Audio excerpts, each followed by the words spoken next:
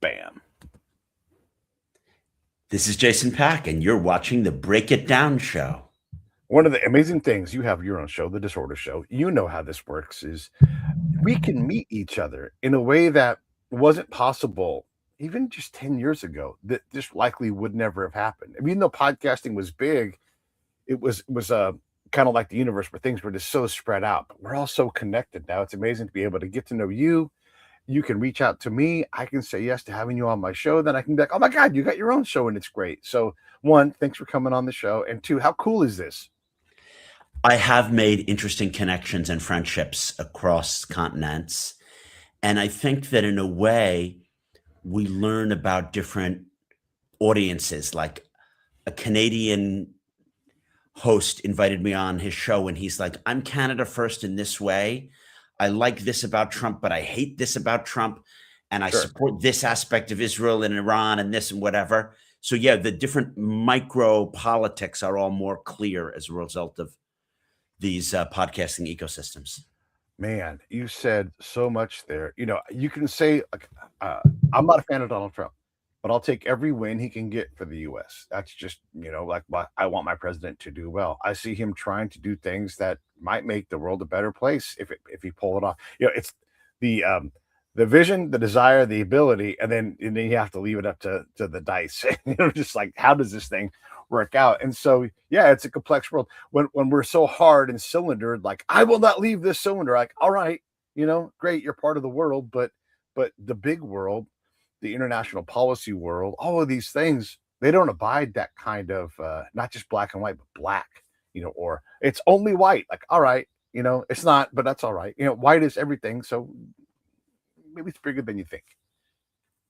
I mean, and that connects to, I think, a lot of what's gone wrong in our politics is that whether it's the Epstein story or the Iran war, it's viewed through a partisan prism. I think that the war in Iran is congressionally illegal, and that's quite clear.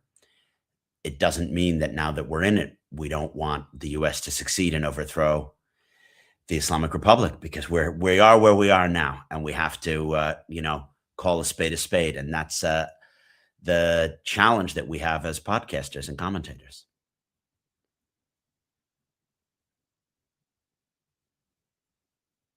You're frozen.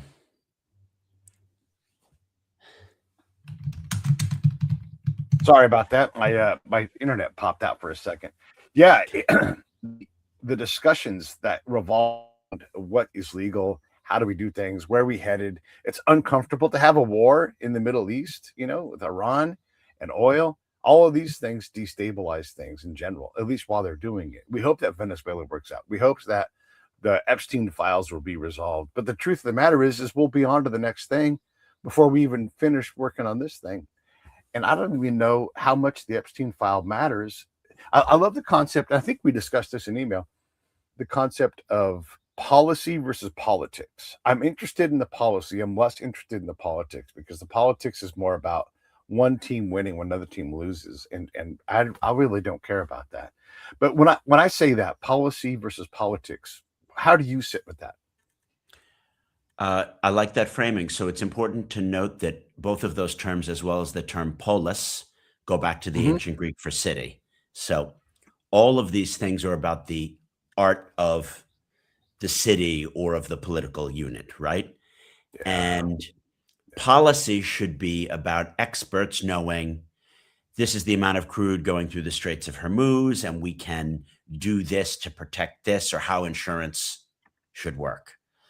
Politics is the art of communications to score points, to keep your people in power. And I feel that there's always an ebb and flow between those two things. And what's gone wrong in the US and in Europe increasingly over the last 20 years is that the politics, the strategic communications and narrative piece has come to dominate the policy piece. And yeah, as a professional expert, I am well aware that professional experts are not making even centrist government's policies right now. Everything is dominated by the comms and the partisanship of it. And we are the poorer, because the ability to coordinate on climate policy or working together to cramp down on tax havens, which these should not be partisan issues. They've become such. Yeah, yeah, and we can't. Let me think here. How do I want to say this? We love to focus on micro issues, maybe even pico issues, sub of micro, and so that we're worried about group X or project Y or whatever that thing is, so much so that we miss the big things like, hey, we need to move food, people, energy, these big pieces. And so then we focus on like, oh, but you can't, like in my hometown is, I'm in California, and our hometown, we're losing our refinery. We still need refineries. We still need oil-based products. And instead of California saying, we're going to show the world how to work with oil in a leading fashion, we're like, we're just done with oil. and that's not reality, right? And so now we see our energy prices going up. It's not a strong energy policy. I'm not going to say what energy policy should be. I'm not an energy policy expert, but I know that when we are struggling to maintain our pipelines here because we can't push enough product through because we're not pushing enough stuff, when we're putting our special blend of fuel on ships and bringing them in from halfway around the world, that's not good for the environment. In my hometown, a lot of us that hate the refinery, they love the fact that we're going to have cleaner air in the area, but they don't care about the fact that someone else, the earth is still going to have this energy problem. And so we get so wrapped up in trying to do the perfect thing, we often miss the productive thing. And maybe the compromises, which is that it shouldn't be that in Democrat states, people are trying to get rid of refineries and oil production and then way promoting it, just 2 states away. That makes no sense. Mm-hmm. Here in the UK, they've shut in a lot of the North Sea oil fields when in fact those oil fields could be useful as a transition to greener forms of energy. You can't just turn it off. I mean, the politics has dominated over an expert-driven policy. Yeah. Which creates international competition. You and I both know everything. There's competition for everything. If you want to tax billionaires are going to leave. They might stay. But if you just like break out the stick all the time, and this is not me championing for billionaires, everybody, but if we like, we don't like cars. So anybody who has a car and wants to park somewhere, we're going to punish them. Here's the stick, whack, whack, whack. Well, then someone else will say, hey, we love people coming here. We love them spending their money in our city. And so we do struggle with this binary of it has to be this way. It's the only way to do it instead of the uncomfortable compromise. These are challenges for sure. There are so many challenges. And in fact, I think it's going to be more difficult to have compromises on things like climate policy, energy, tax havens, regulating AI, as people get so fed up with the consolidation of wealth and power into elites, which is showcased by the Epstein story. We're talking about a dysfunctional world now. Wait 3 or 4 more years when there's more of a populist backlash leading to, the AOCs on the left and then some worse version of MAGA on the right. Do you know what I mean? Where no one is talking about real solutions at all. Yeah. It wasn't that long ago, not even 10 years ago, that the global crisis, whatever you want to frame our climate change, global warming, climate crisis, climate chaos, whatever it's going to be, apparently all that's out the window. Because now we got to have that AI. Now we got to have even more energy. And so I'm like, hey, we didn't figure out the last problem that I was told that we have. I'm not saying that there's not a climate problem. I'm not saying that there is. But all of a sudden, now Bill Gates, for example, oh, never mind about all that. Like, okay, hold on. If you bet on that horse and all your life is like, I love the planet. This is our only planet we have. Look at it. Big, the tiny little blue dot, all that. And now you're telling me it's all data and I got to go program in my anime porn on my AI computer because if I don't do that, I'm never going to compete with China. Man, I struggle with that hard. Yeah. I mean, what would be nice is if we had work with the Chinese and the Russians to regulate a framework of cooperation about AI. I think that we could be cooperating rather than competing. Yeah. Yeah. Yeah. All right. Let me ask you about the Epstein thing, because Sure. for the most part, look, there's a million things that are tragedies that I just don't have time for all this tragedy that's thrown in my face. We don't broadcast beauty and joy the way we do, all these things. And so I'm kind of just apathetic about the whole Epstein thing. It's been fucked with so much. There's been so much politics woven into that Mm. that I don't want to say that I don't care, but being honest, I don't care. I can't. Wow. And I'll tell you why. It's not that I favor any kind of abuse of anybody, right?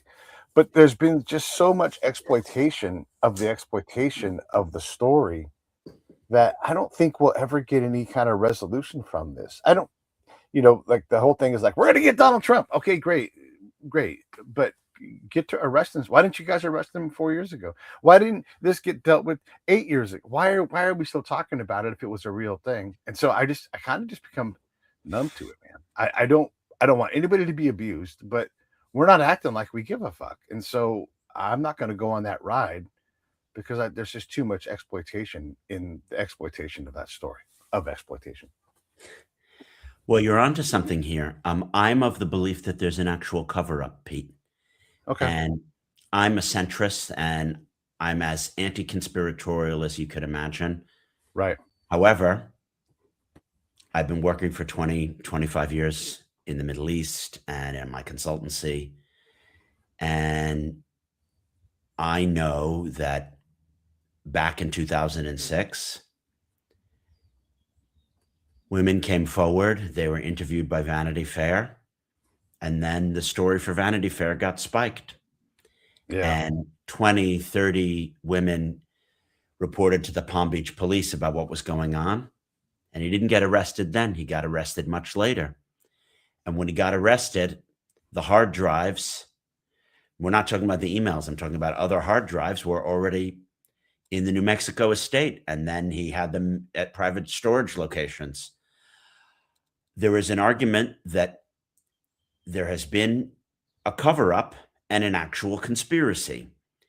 And everyone has been trying to exploit this story to harm their opponents. Mhm. Democrats were afraid it would harm them, so they buried the story.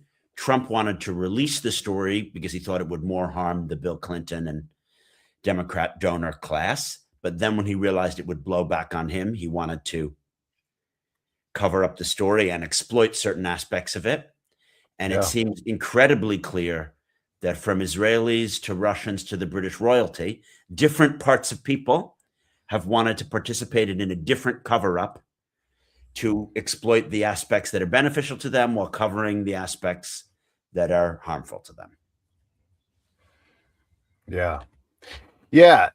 It's again, like, this is the part where like the cover-ups to the cover-ups and all the machinations just becomes overwhelming, and I, you know, as much as I say I'm apathetic about it, here we are talking about it because I actually do care about these things. I just don't know that there's any accountability in the offing. I used to be a spy.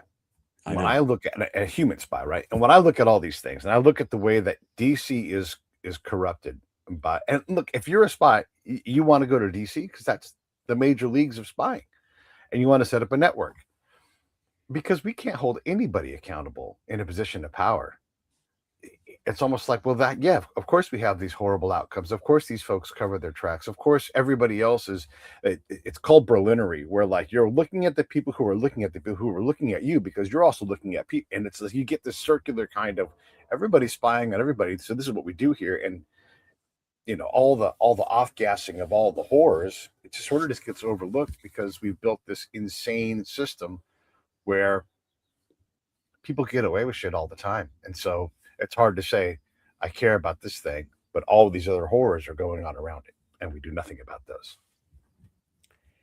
I hear what you're saying, but for people to have accountability, it's commentators like you and I who need to push beyond the apathy and the burnout and say, this story has exposed something which is very broken, not just about DC, but about neoliberal capitalism, about the West, about the decline of morals. That if you had $1 billion, you could get introduced to people who could get you illicit goods, whether that's tax evasion or underage girls, or the ability to meet other powerful individuals who would get you in on corrupt deals. And I was naive. I think we might be of a similar age. I grew up in an America in the 80s and 90s where I had a roughly optimistic view that if you were a good person and you paid your taxes and you worked hard, you could get ahead. And it's important to not be apathetic that we have had exposed to us the people who really, really got ahead did so by insider trading, manipulating stock prices. Not everyone, or once they were already in that position, they used it to corrupt the regulators. I mean, I think just of the Boeing 77 MAX scandal, because Boeing was an American champion, just like Airbus. This is the best engineers that Europe has. Boeing was supposed to be an engineer-driven, this is the safest, the best, the cleanest. And to find out that once private equity took it over, they were using proximity to the regulator to make sure that they could put up planes that they knew were unsafe. And I say, as an American, that really, really harmed me, because I had a different vision of both our corporate and our governmental elites. And I can't be apathetic as my naivete has been exposed. It makes me very, very indignant. Yeah, I don't blame you. I'm the same way. And I have essentially zero respect left for 60 Minutes, for example. That used to be the place where the hard news went and the hard journalism was happening and things were being uncovered. And then Cadillacs and tobacco were more profitable than hard news, and stories got squashed, right? And so it's not just Vanity Fair. And now when I see, I'm 56, right? So I'm not the oldest person in the room, but you and I, we've been around, whether you're younger than me or we've seen things, right? And Yeah. so when you see the constant, like, oh, never mind that, or the other end of it of, I watch David Muir. I have zero respect for David Muir anymore because I watch him sell death and murder. The bodies will be in the morgue trailers because there's a storm in Dallas. Oh, fuck you. I'm not listening to that anymore because that's more about a message to me. And again, like, because of my background, I understand the psychological operation aspect of these things. And so I see David Muir as a mouthpiece, and I'm glad to be public about that. Go watch his news. Go watch all his affect-driven things when he tries to. He's acting like someone who's doing news as opposed to someone delivering just news. Is he 100% bad? Of course not. But I don't trust him. I don't trust 60 Minutes. And I do trust guys like you, guys like me, the guys who gather people and see things. So it's not so much that I'm apathetic, because I do this a lot, right? And I care about these things, but I can't care about everything. And I'll say one more thing and then I'll shut up. I've been told over the last, I don't know, let's say 6 years, this is an existential. Whenever I slide into my Texas accent, you know that I'm fooling around. It's an existential crisis. Well, we're like 23-0 against those things. Here we are. The killer bees. You got to worry about the killer bees. I'll stop mocking people because really I love people. But this is where I start to check out, Jason, right? And I can only focus on what I can focus on. I can't help the refugees from Syria. I can't fix the problem in Gaza. I can talk about it with experts. We can talk about the complexities, that kind of thing. But I can't get wrapped up in everybody's existential crises because there's just too much of that stuff. And I can only worry about where I can have an impact, which is more for me, more locally. And that's sort of how I manage my feelings about these things. How am I doing? How much of an asshole am I now?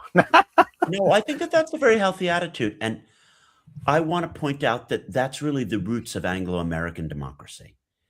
There was always the sense that you should participate in your local area, be a justice of the peace, volunteer to help the school board, right? The school board is the incubator of democracy in an Anglo-American context. And it's something that makes us different than continental Europeans, right? Because in France, the mayor is appointed. The département, has the same school curriculum as all the other départements. Yeah. But in an Anglo-American sense, you are voting for your school board president and you're setting these local issues. And in theory, there's a degree of local accountability. You can write your MP. I mean, here in the UK, it is shocking. Your MP writes you back. I mean, Yeah. I think that because the constituencies are so much smaller, the UK is about 1/6 the size of the US. And then Right. there are more MPs than there are Congress people. So they're really small areas. I write my MP about some, issue about a speed bump. I'm just making it up, but they write you back. And you're right. You can begin to address something like speed limits or the speed bump or, hey, why is it that there's asbestos in our school? And that's the way to start, and I think if you have kids, you really are going to care about those issues because they affect you.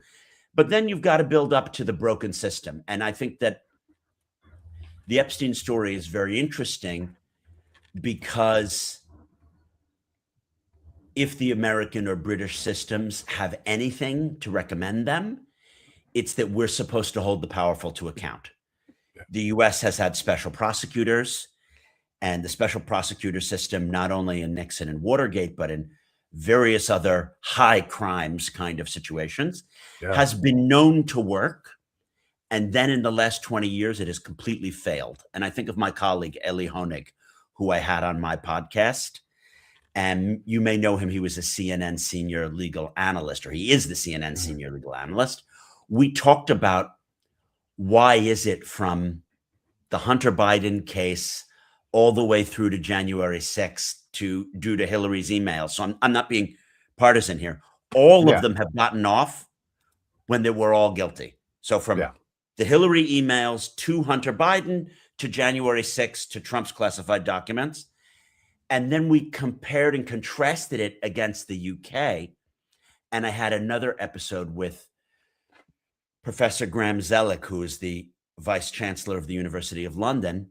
And he explained why Mandelson and former Prince Andrew are actually going to serve time for their crimes and what the difference is between the partisan justice of the special prosecutor system in the US and the firewall between justice and political appointees in the UK, that Starmer essentially cannot intervene to get Lord Mandelson defrocked, to get his lordship taken away, or to get him tried for treason. There is no partisan aspect. He can't manipulate it. And I found that extremely interesting as someone who cares about these two systems and having the powerful held to account. How does it actually work? What are the mechanics of it? Yeah, boy, if you have a problem here in the US, and until recently I believed in this, you could write your congressperson, whoever it was, state, federal, whatever it was going to be, and then you would have a voice because that person represented you. I will tell you right now, everybody watching, I defy you to write a letter or an email unsolicited to your congressperson and get anything back. The null value is going to be the normal value. Will some people get a response? Yes. But most of the time, you are not going to be able to get a meeting. You won't be heard unless you have money. If you're going to drop I don't want to $5,000, completely disincentivize people. I think that there are good congressmen, and certainly at the local level, your county freeholders. And of course, I joke and I call them my county local level. freeholders. Yeah, I stopped at state. I wouldn't go below that. I think that you can get some of those people to write you back, and it is worthwhile. But you're probably going to be more likely to get engagement in the UK from your local rep. Yeah. And maybe I'm being unfair. That's just my experience. When you talk to people and what it used to be true is just no longer, it's just no longer true like that. But yes, there are some people that do a good job. Make a list. Do that. Make a list. I emailed this person or I sent them a thing, and a staffer getting back is fine. That's legitimate. It's tough. A lot of the time you're going to get nothing back, right? And so when you think about disenfranchisement, and we're talking about the Save America Act and having to prove who you are and everything, a lot of this stuff just bullshit. It's just chaos thrown on top of the chaos pie. I have no opinion specifically about the Save Act. I've not read it, so TBD and what I think about that. But yeah, who cares if you vote for somebody if nobody's listening? And Yeah. I would I say want to too many people don't listen.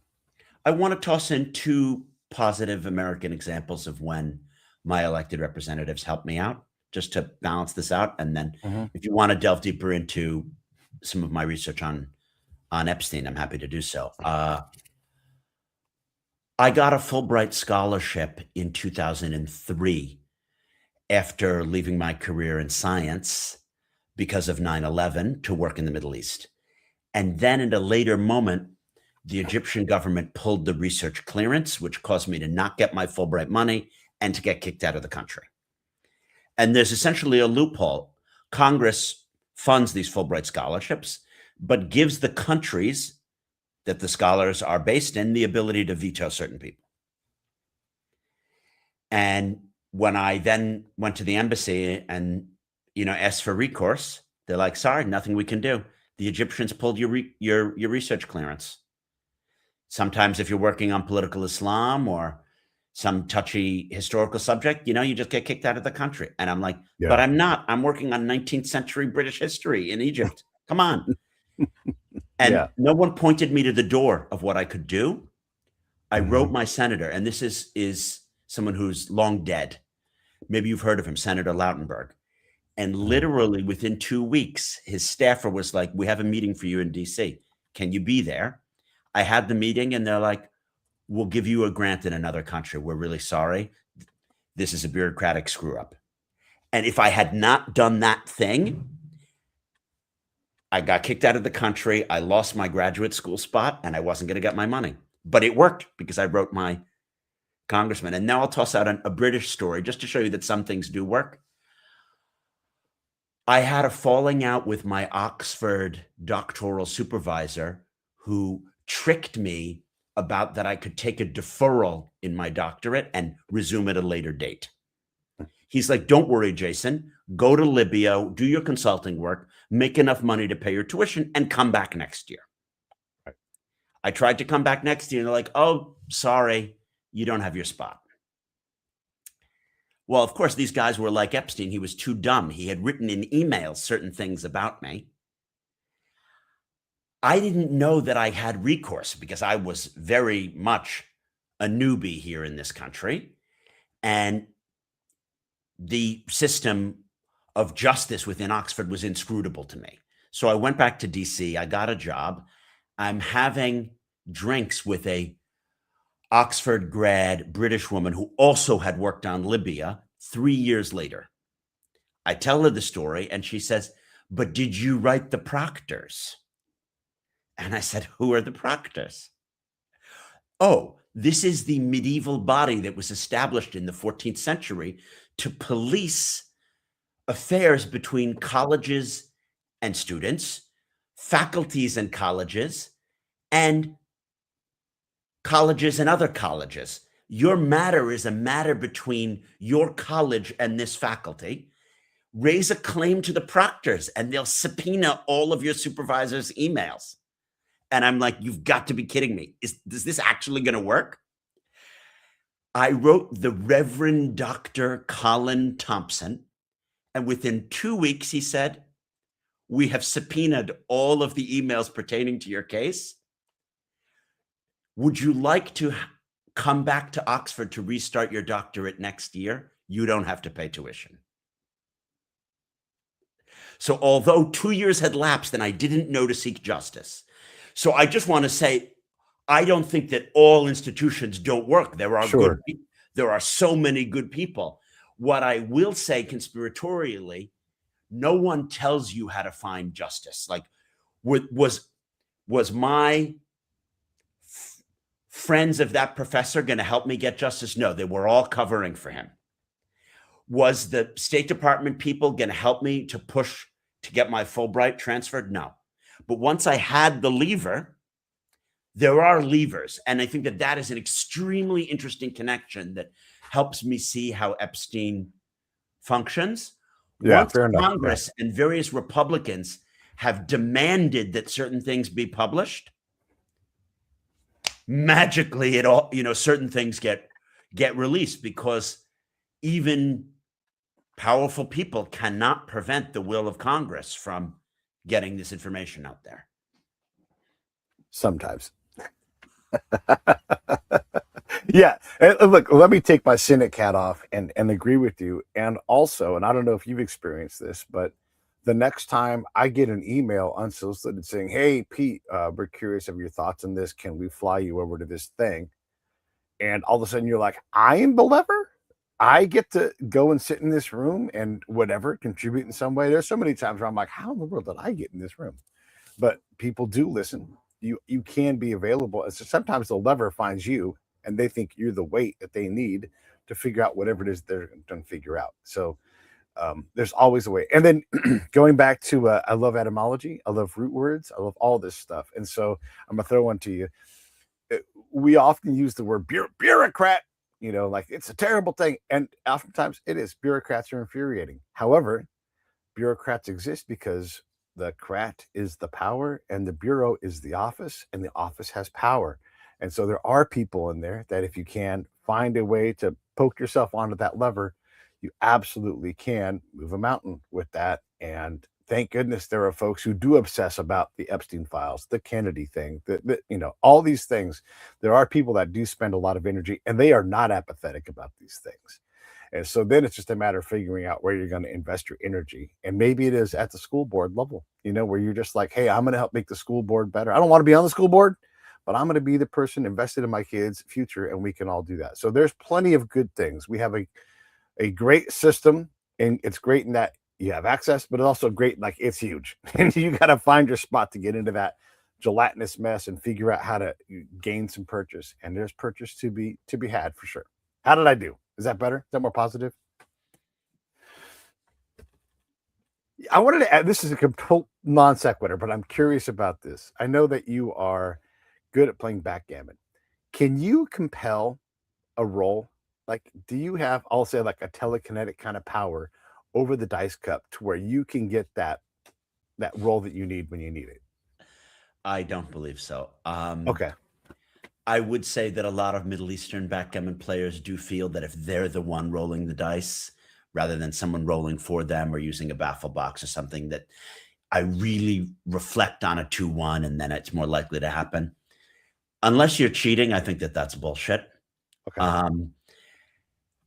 And in fact, being a semi-professional gambler, you have to push out the noise. I'm not particularly good at this. I'm not gifted at not being angry when I'm losing or not being bummed out when the guy's gotten really lucky. If you're either losing a lot of money or the match is important, of course, the natural human thing is to be, I'm pissed off. How did he get these good numbers? Why am I rolling so bad? And I used to have a real problem, particularly playing opponents who don't speak English, Russians or Middle Easterners or whatever, thinking, oh, they're cheating. And I realized, you're right, 1 in 10,000 times that bias or prejudice might be true, but that was just clouding me mentally, And yeah, no one can control the dice, and you need to just put that out of your head. Right. I'm always curious about these things because, gamblers, especially machine gamblers, they have a system, they have an approach, and random number generators have patterns, whatever. And people think that they can detect them. And if you say, no, they don't, well, these people who gamble all the time, maybe they lose all their money, but they don't ever seem to run out of money. And so it's a crazy thing. And I'm always curious about that because there are these oddities in the human condition where you like, oh, wow, you know what? No, but I'm with you. Like, there's no luck. You just play the game and try to rely on the things that you can control. And that's like, how do I do the numbers? How do I, when you, when you play, do you play hunches? No. Okay. So mechanical, just strict and taking the numbers every time you can. I mean, I adjust to the opponent, but I don't want to play a hunch. Right. In other words, like there could be a situation where you could either get hit with a 3 or a 4. And some people will be like, oh, he's rolled a lot of 3s. I'll give him the 4. I don't like to do that. Okay. But of course, if I think, this other move might be slightly wrong, but it makes the situation more complicated and he's not going to be able to handle Yeah. this complexity in this position, then I definitely do that. I'm completely into what's called opponent factorizing. And Okay. the computers and AI have reduced backgammon from being an art down to being a science. And a lot of the younger or more contemporary players, particularly Japanese, they just try to play what is the technically correct move. They don't adjust at all. And Right. I don't want to do that. I want to adjust. If I think that the guy's much weaker, I want to complicate. Or if, uh, I think that he's much better than me, maybe I want to be more aggressive. So like I'm constantly adjusting, but I don't want to Sure. play a hunch like, oh, he's thrown a lot of 5-3s. I'm not going to give him this number because it's going to a 5-3 would then hit me. And that is such a human behavior. And high stakes gamblers joke about this all the time, but no one actually believes it. No one believes that my buddy Ron is particularly well known for throwing double fives. He is famous for throwing double fives, but no one really believes that he somehow throws double fives more frequently. Yeah. Yeah. Yeah. Yeah. Yeah. Yeah. There's something to that, and playing the play. So there's a new thing in baseball where they have like a balls and strike system, everybody. And we're trying to figure out how to work this thing. And I'm thinking about, if you're a catcher, and the influence you can have on the batter, if you know their character, if you know their nature, and can you give them a conundrum where, like, oh, if I was you, I'd do that right now. And now you're just playing an information game and trying to cloud their judgment, especially if you have a player that you think you can crack mentally. I always think back to Dennis Rodman, who was so crazy that when he focused his crazy on you, people returned crazy back to him, players, and he could get another player to mentally lose the game. And so there was a lot of that gamesmanship within attacking the player's nature to try to best the player. There's a lot of psychology in sports. I mean, Yeah. I'll use a backgammon example. If a guy has gotten really unlucky, he may take a drop because, let's say, I don't know, it's a 17-point match, 5-6 games in a row, you've come Mhm. from behind or you've beaten him and he's had to drop. He doesn't want to have to drop that ninth cube in a, you know what I mean? So if he gets to a position and you wait, it might be a double this turn, but you just wait and you double the next turn when your position has become stronger. Something psychologically, very few people can analyze Mm. the position objectively when they've been unlucky for the last 45 minutes and have lost 9 straight points. You just want to take because you want to win. So Yeah. I think it doesn't matter if it's, you're the pitcher or the catcher and you're trying to adjust the strategy to that guy. But like, if you know that he likes a high fastball and you're just throwing it way too high, you may get that guy to swing at it because he's Yeah. this is a guy who's known for his obsession with hitting high fastballs. And Right. I don't have much baseball knowledge. I'm more of an NFL guy, Yeah. but I agree with what you've said. Yeah. All right. Let's get back to international stuff. By the way, everybody, I'm putting the links up for all of Jason's stuff. So here's his show, the Disorder Show. You guys can go on YouTube or wherever you want to see these things, and it'll all be available. Here's It's on Jason's- YouTube, but I mean, it's an audio podcast that you can check out on right. Apple Podcasts and Spotify. Disorder. Yeah, all of those spots. You guys know about Yeah. these things. We trust your guys' ability to find a podcast. Type in the word Jason Pack. It's super easy to find him. We all know how to work these machines. Here's the Substack. Substacks are powerful, everybody. There's a lot of brilliant stuff. Much as I beat on David Muir and say, hey, he's selling something, there's a lot of pros out there, and Jason's one of them, and you can hear his expertise coming through. If you guys haven't got that, definitely follow that. And in general, here's his link tree. This is all the stuff's in the remarks. You guys know how to work a machine here, so we'll cover that. And thanks for coming on the show and talking about all this stuff with me.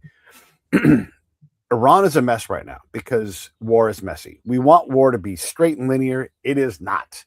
Now, there's something to be said for if you go straight and linear, the war will follow and you can kind of order the chaos. But things that I know for sure, we don't just make this stuff up as we go along. We do react things, but we try to pre-think a lot. A lot of people spend a lot of time, get a lot of college degrees in the military trying to think through all of these things.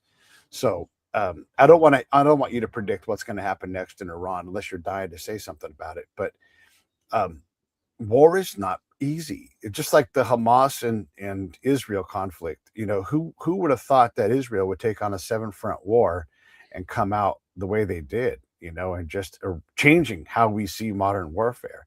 Who would have thought that Mossad would infiltrate so deeply into their enemies that they could sell them their own beeper bombs to blow themselves up with? It was remarkable. So what are your thoughts in general on Iran and how it's going, or what are your thoughts?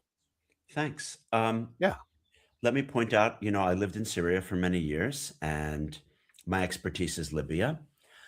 I have therefore tangentially had a relationship with the Iran issue for 20 sure. years. I think that the war is congressionally illegal, and I am disappointed that Trump made up the excuse of there being an imminent threat. Again, it reminds me of shades of 2003. There could have been a case made for things we could have done in Iraq that was legal, but instead they trumped up, a fake case about uranium. And I think the Iranian regime has committed so many acts of horrific terrorism abroad. A real case could have been made for decapitating its leadership, but that wasn't the case that was made. Mhm. And that's why we are where we are. This president doesn't care about the details. He doesn't care about strategy or international law, and he has no off-ramp. He literally appears to have thought that there could be a Delcy Rodriguez in Iran, that if you blew up one Ayatollah, that the next Ayatollah will do business and either give him some oil deals or somehow walk back the nuclear program. That is delusional. That misunderstands everything about Shiite theology, this regime, everything that the regime has told you about itself, and the last 47 years of history of American-Israeli interactions with this regime. They had said that they would either mine the Straits of Hormuz or attack third-party shipping. What do you know? They've attacked third-party shipping, and they have attacked neutral countries, particularly our Gulf allies. They claim that they're attacking military installations, but that's false. They just attack hotels and bridges, and a random Bahraini woman got killed 2 days ago. Right. She's not a party to this conflict. It's an American-Israeli war on Iran.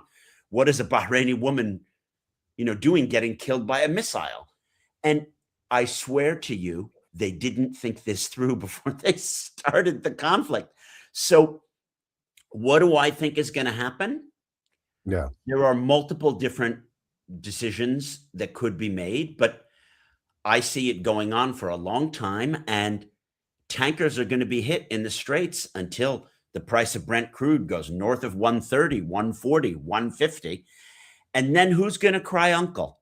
I think there are ways that we can make the Iranians cry uncle, but there are also ways that our East Asian and European allies, who are much more sensitive to the oil price. I mean, America is a net oil exporter. We're an energy superpower. So that's what allows America to engage in these stupid misadventures. But what happens when our allies come to us and say, I'm sorry, we're going into recession now. We literally cannot take this. And I don't know how that's going to go, because this administration is not one to really consider the needs of our allies. Yeah, there's a lot going on in there, man. And again, the access to energy, it creates problems. I got a great naval expert to come on. He's coming on tomorrow. We're going to talk about a lot of this stuff.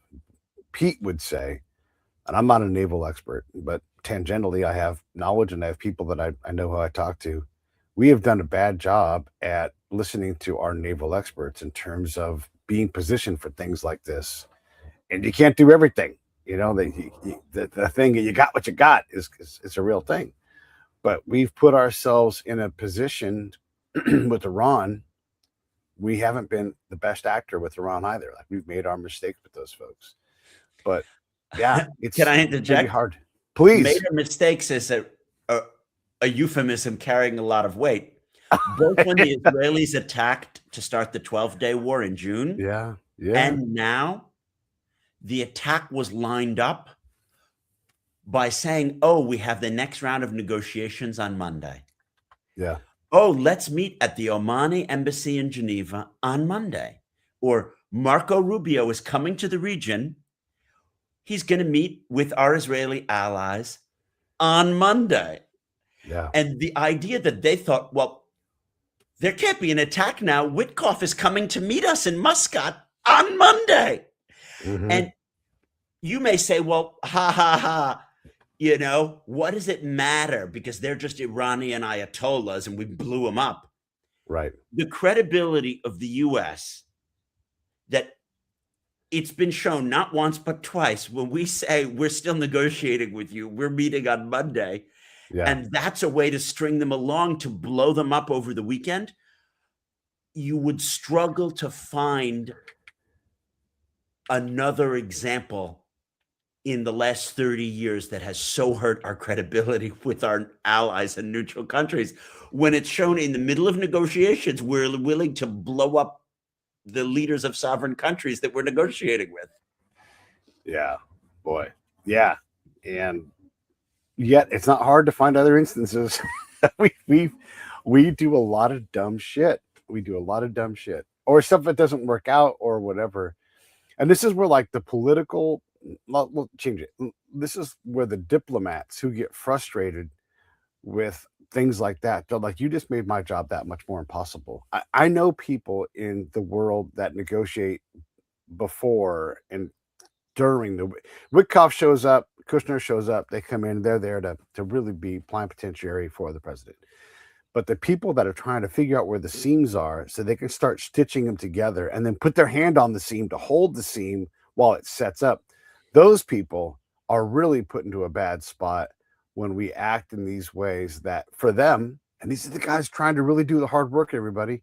And I'm not exaggerating this, like the people that are there before Witkoff and Kushner shows up, they really are the heart and soul of these efforts. And so when someone does something, they take that patchwork and they start yanking on it. Well, the person's like, no, it's very delicate right now.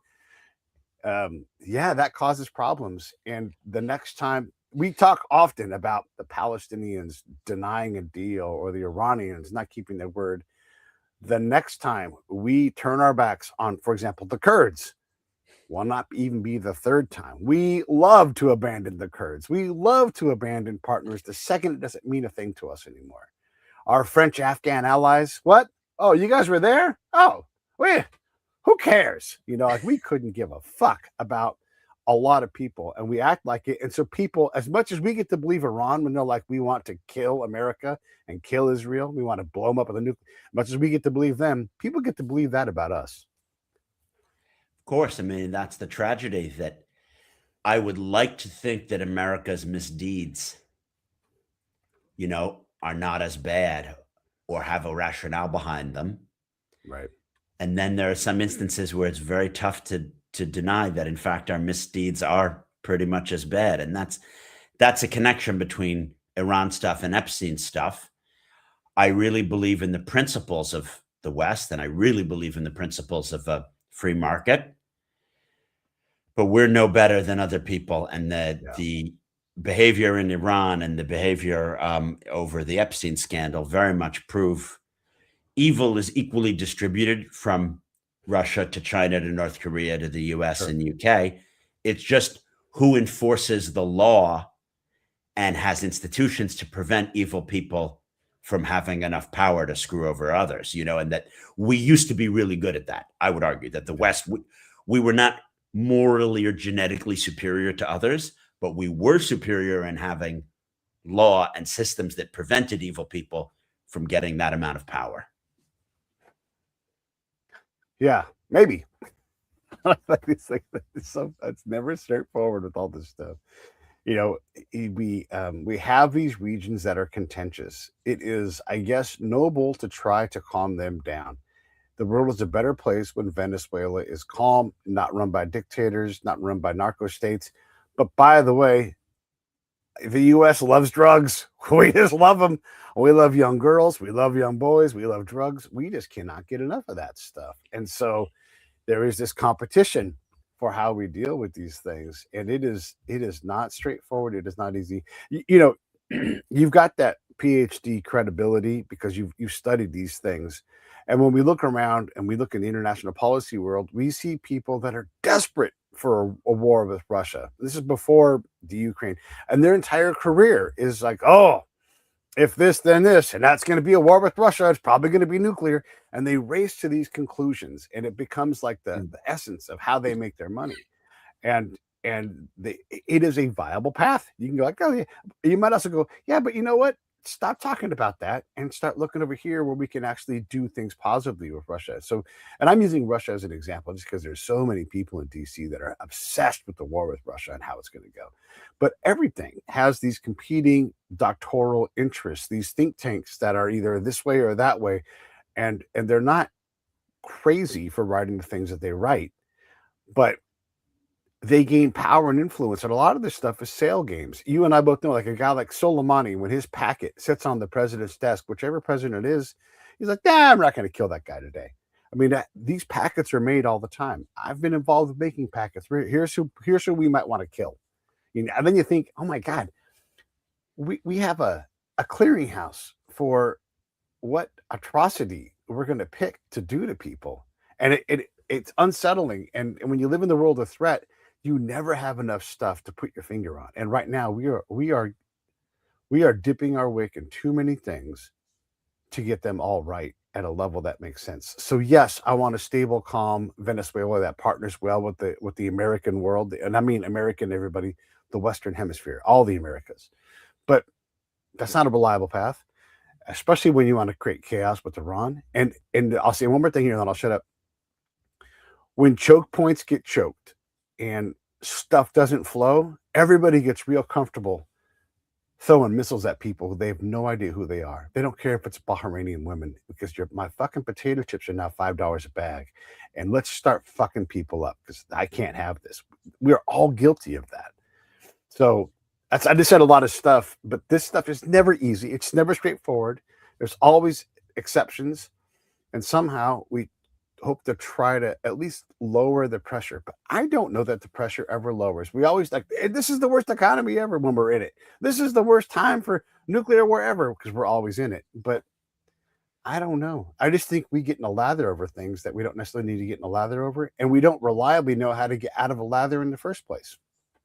Well, what I try to do on my podcast is to order the disorder. We end every show with solutions, so that if we're talking about Iran and potentially the issue of the Straits of Hormuz being blocked, well, let's talk about some solutions. Maybe the Americans can work with the Brits for new reinsurance products to try to get tankers flowing. Maybe we could actually, shockingly, work with the Chinese to find a solution whereby the Iranians can't sell their oil if they attack neutral shipping. I mean, there are a lot of things, even in as bad as this war has gotten, there are potentially solutions and win-wins out there. And I'm a believer that most things that can be done can be crafted in a way where they benefit everyone. We could have a competition with China over AI, or we could come up with some frameworks where we can work together and all get rich together. I'm not a huge AI person, but I am absolutely sure that framing it as a competition whereby we lock them out of some of our semiconductor chips and then they try to compete with this and DeepSeek steals some information, that might not be the best way forward. And even though we are essentially at war with Russia, the West and NATO is at war with Russia, we should be working together with the Russians over the Arctic.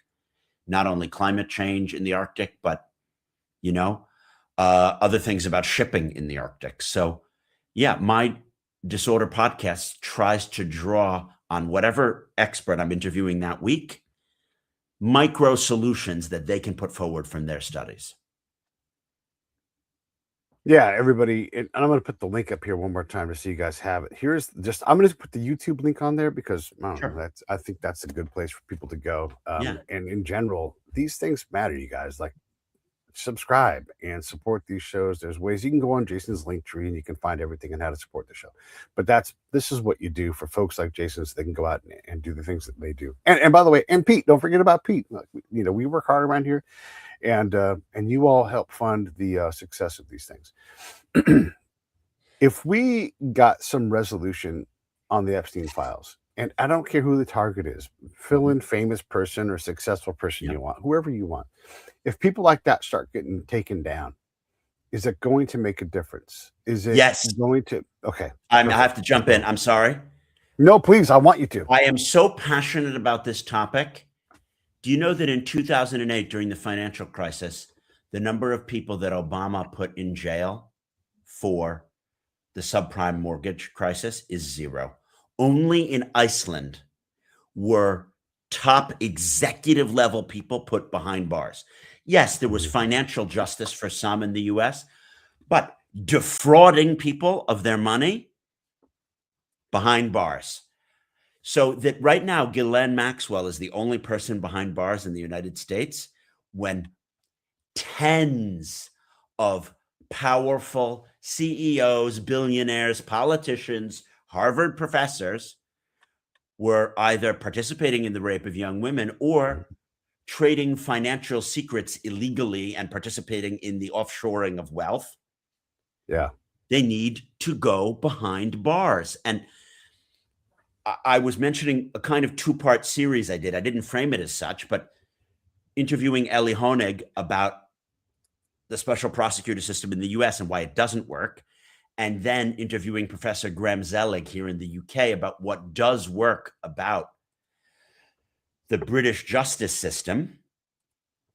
I am pretty convinced that not only has Andrew lost his right to be a prince, but he's going to be behind bars, or he's going to have his houses taken away from him. You know, he got kicked out of his house.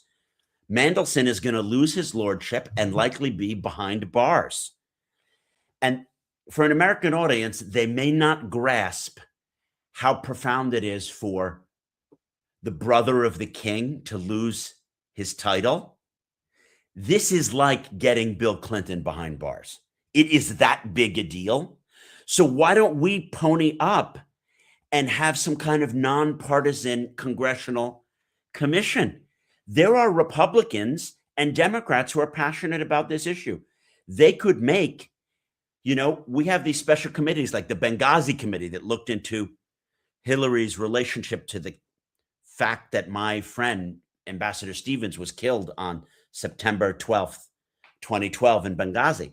Why not have a special committee about something that really matters, like the role in various American elites, not only in trafficking and raping young underaged women, but also in financial crimes and defrauding the public as pertains to the Epstein matter.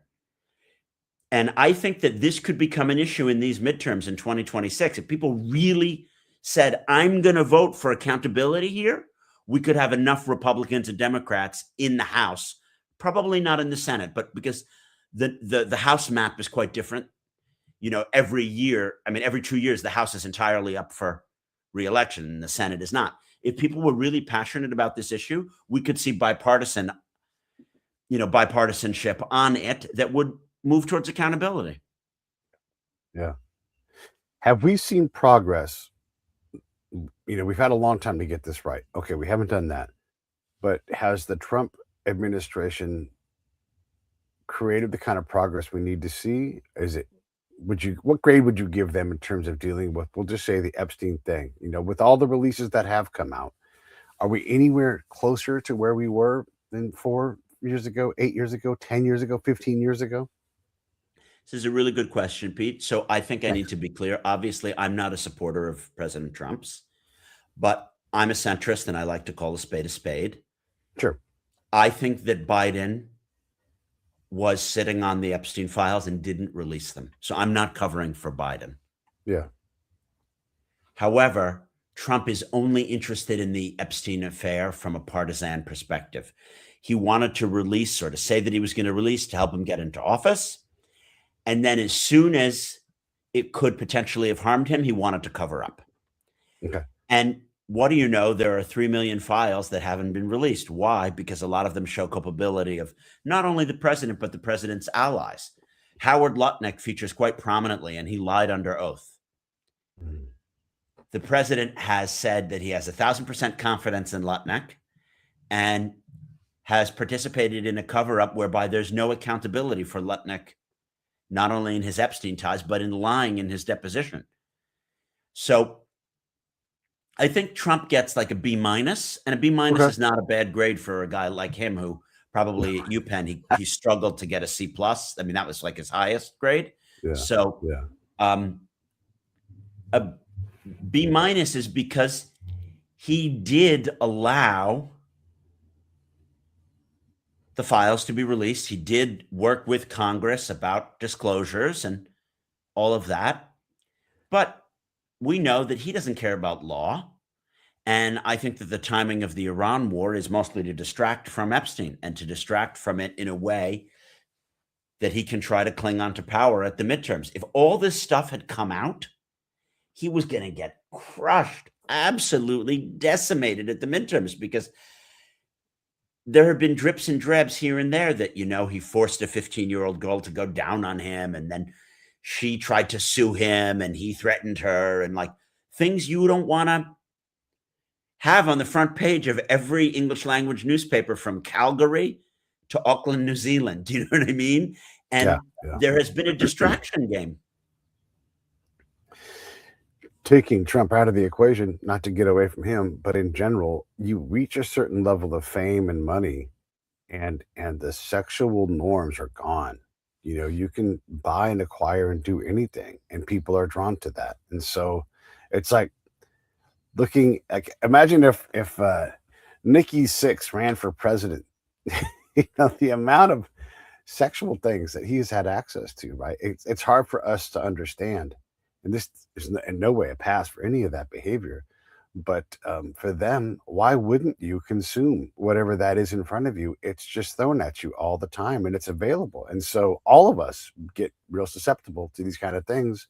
If whether it's sex or money or drugs or whatever it is, you put a bunch of stuff in front of us, a lot of us are just going to consume whatever that bad thing is. This doesn't justify bad behavior, everybody. I think that this is a really important point, Pete. Yeah. And I'm going to mention the Tiger Woods scandal. Sure. When it was shown that pretty much in every city where there was a golf tournament, he hooked up with the hottest cocktail waitress, and he cheated on his wife like 378 times. Right. Yeah. And I don't think that many people could say if they had access to what he had access to, they wouldn't avail themselves, because in that moment, it's so unbelievably tempting. The only thing that I would say is that Epstein is not Tiger Woods. And as far as I understand the Tiger Woods style, he cheated on his wife. He wasn't manipulating and entrapping underage women and then raping them. Right. And this is a really important differentiator. Magic Johnson, Tiger Woods, Bill Clinton. We're speaking of men who serially cheated on their wives and used their position of power to have a stream of women to sleep with. I don't love that from a moral perspective, but it's not illegal. That's not what Epstein is. Epstein was not just another billionaire who happened to take advantage of the fact that as a billionaire, there are a lot of women that want to sleep with you. Absolutely not. He entrapped, he manipulated, he ran a Ponzi scheme, he threatened, he bribed, he essentially kidnapped some of the girls. Do you know what I mean? And then he would invite them to a thing. Oh, I'm going to pay for your trip to China. Oh, I'm going to pay for your graduate school. And then he sneaks into their bedroom, and they're terrified to report the crime because he's paying for their graduate school. Do you know what I mean? When you trap someone, it really is rape. I want to be clear here, because you have a financial lever that, allows you to abuse the person. And I'm sure that there are some instances of actual like physical rape, like he's choking them and forcing himself on the woman. For sure. Yeah. Yeah. And I guess the place I was trying to head to is like, this becomes normal in a world, and look, pick a professional athlete who goes town to town, and it's not just going to be Tiger Woods. They go out to clubs, and this becomes their world, and a thing that would be evil, normal, abnormal, a thing you would never do just becomes readily available. So much that if you don't do it, it's like, hey, what's wrong with Jason? let's not go out with him. You become ostracized because you're the guy that doesn't participate in this open thing. So yeah, it's the power thing is crazy, and the access and how it drives us to make these decisions that otherwise wouldn't make sense. I'd rather see us collaborate than compete also. I want China's middle class to boom, be stable, have China be calm because it's worried about its internal affairs, you know. But also, China's got a lot of people, and they got to try to provision those people, and so they need access to resources. And there's a lot of places that can benefit from access to China's wealth, so that they can possibly do a similar thing. By the way, also the U.S. So these things are always complex systems, and I love that you guys try to put them into order and bring things on there. And I don't want to take too much more of your time. So we've been at this for over an hour, but it's stuff like this where we can talk calmly about important issues and try to play with where the work is going to be at is, Yeah. I think, essential to this modern era of media, where we're not trying to capture this in 7 minutes, where you have to stick it and like, I'm going to stick it right here, and then you're like, now we're going to go sell a Cadillac, we'll be right back. It's Yeah. it's better to have these like you and I need to have 100 more conversations so that we I'd can love sort to. out everything that goes on in these situations, because it's never as it seems. Everybody, it's never straightforward, except for the times when it is. Jason, it's your floor. Close us up with whatever you want, Awesome. Let me toss out two more concepts that maybe we'll please. pick up on a future show or a show with one of your friends. Hmm. I used to have the view that power corrupted and Hmm. absolute power corrupts absolutely. Lord Right. Acton's dictum. Sure. I've changed that Mm. because the Epstein case has revealed something else. It's not that I was so good at golf that then all of these models and waitresses were throwing themselves at me, so I slept with them, which is Hmm. Tiger's case. Epstein sought power and money only because he was a twisted, perverse fuck who wanted to be choking and strangling 14-year-olds while he was sleeping with them. Yeah. In other words, the corruption predates the power. Sure. And why is this so important? Because seeing how Bill Gates and Bill Clinton and Steve Bannon and Noam Chomsky, so this thing knew no left right dimension, just to be clear. Right. I have a fear that it wasn't power that corrupted them. It was that either their sexual appetites or their lust for money or power launched them into this stuff. And it makes me think differently about Elon. I've always been confused about Elon. Mm. Why, having done Tesla, would you need SpaceX? Why, having had 12 kids and 9 mistresses, would he be like, I need to do this thing for Doge to then launch this rocket to then have these cryo chambers? And then reading the Epstein files, I got it. Mm. The only reason that he's made the tens and hundreds of billions is the corruption is already in his heart. Mm. In other words, the desire to dominate long pre-existed his will to power. It was far more Nietzschean or Hitlerian than we might have appreciated. Yeah. And that's been out there in philosophy. I just didn't think that that was what motivated most people to become political leaders or billionaires. And having had this exposed to me, I've read lots of books, such as the book Corruptible by Brian Klaas. He's an Oxford colleague of mine. And when I read it, I was like, oh my God, this is right. Mm. It's that people with the dark triad of traits seek power. And that's how we've ended up with them as our elites. If we don't have institutions that really clamp down on megalomaniacs, narcissists, and klepto, then we're going to end up with a kleptocratic, megalomaniac, psychopathic elite. Yeah. Humans love cults, humans loves addictions, and yeah, you opt into these things. And so yeah, the folks that play the hardest, that compete the hardest, that are willing to sacrifice their relationships, their family, their kids, all that stuff, yeah, they're tough to remove. And once they learn that system and really get great at it, man, you know, it's yeah, they're formidable. They're formidable for sure. right? What's the dude's name who founded Uber, who went out and was a robber baron for a long time, and had a lot of and now he's yeah, right. And look, I'm not trying to bash on the guy, but here's a classic example of the guy who's figured out how to do this and now has built another gigantic system. And these guys learn and they connect into a system. They look out for one another, and that's how the world seems to And want by to the work. way, I think it's important to point out. So you mentioned Travis Kalanick of Uber. Yeah. I have a friend or two who worked there. I have family in California, and they said he was unbelievably charismatic. Right. And it didn't matter if you were gay or a woman, you were drawn into his charisma. It's not just macho men. He had a sickness as well, but he had a great charisma. And you could see that in the Bill Clinton or Prince Andrew. I'm reading the biography of Prince Andrew by Andrew Lowney. Wow, it's so well written. And it comes across, if you sat down with the prince, you could be unbelievably charmed and find him human and relatable and not stuffy like the other royals. Right. So this lust for power, but also having the charisma to make yourself entertaining and relatable and all of that.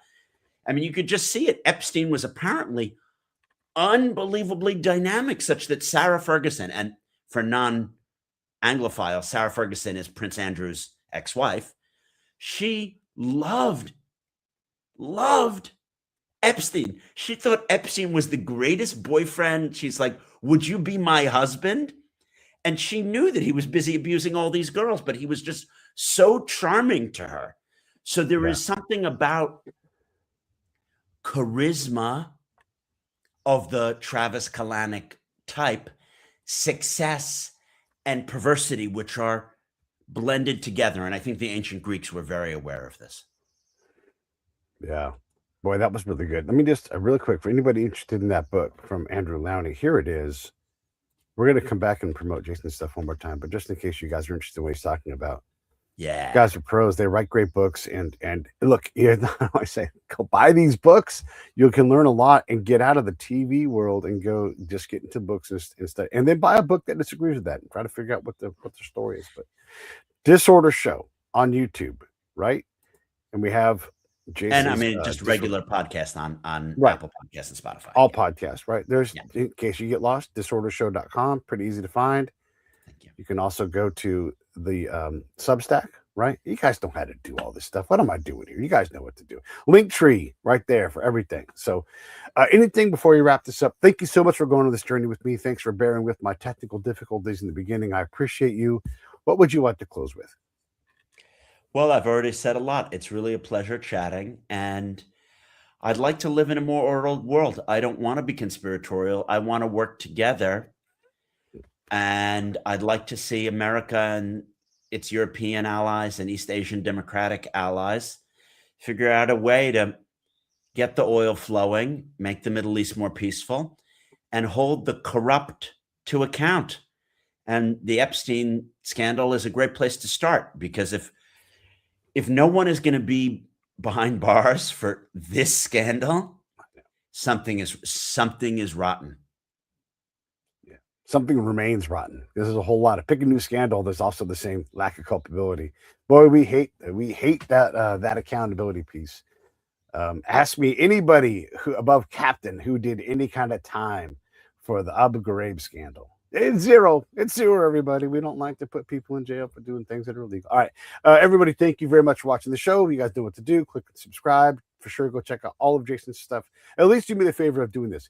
Go to one of those links and just see if Jason strikes your fancy. And if not, get a new fancy so he can strike it for you. All right, everybody. I will see you all later today with another show. I'll say goodbye to you in a second, Jason. Thank you, everybody. I really do appreciate it.